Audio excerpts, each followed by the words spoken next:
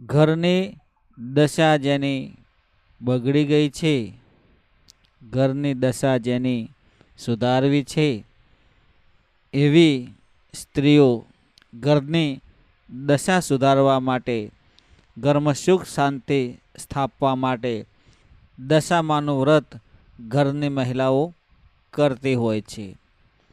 આ વખતે દશામાનું વ્રત 24 જુલાઈ 2025ના દિવસે શરૂ થશે અને 2 ઓગસ્ટના દિવસે દશામાનું વ્રત પૂર્ણ થશે.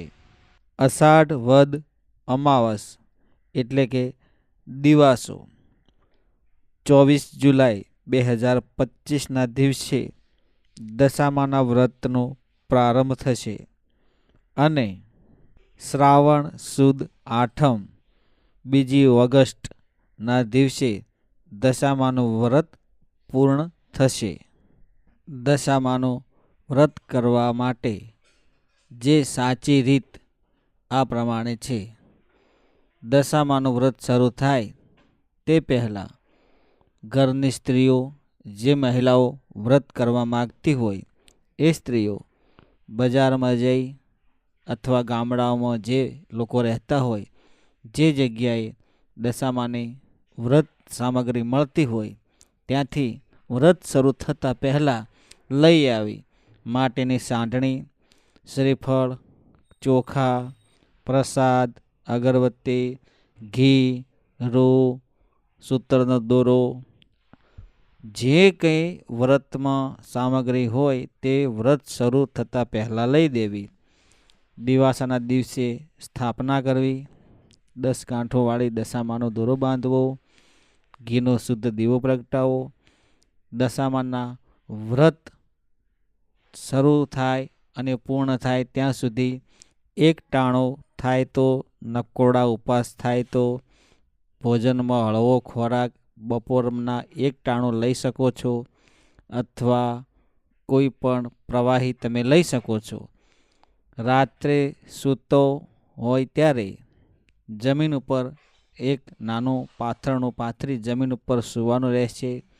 બ્રહ્મચર્ય પાલન કરવાનું રહેશે અને દશામાનો અખંડ દીવો 10 દિવસ સુધી પ્રજ્વલિત થતો અખંડ દીવો રાખવાનો રહેશે.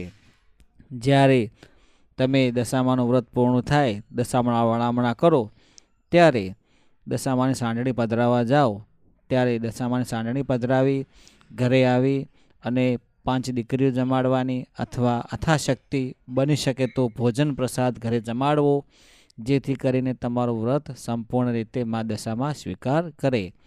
જ્યારે વ્રતમાં હોય ત્યારે મુખેથી કોઈ પણ અભદ્ર વાણી ન બોલવી જોઈએ, કોઈ પણ પ્રકારનો ગુસ્સો ન હોવો જોઈએ, કોઈ પણ પ્રકારની કાર્યવૃત્તિ ન થવી જોઈએ. ઘરમાંથી કોઈ પણ રીતે આપણા વર્તન વ્યવહારમાં સારી રાખવી જોઈએ. આવા બધા લક્ષણો નિયમમાં પાળવા જરૂરી છે.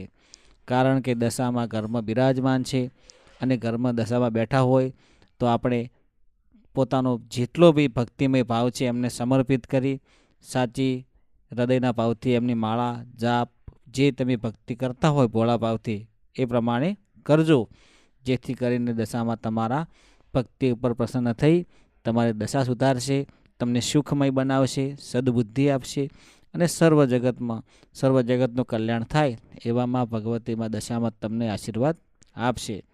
જય ગુરુદેવ, જય માતાજી.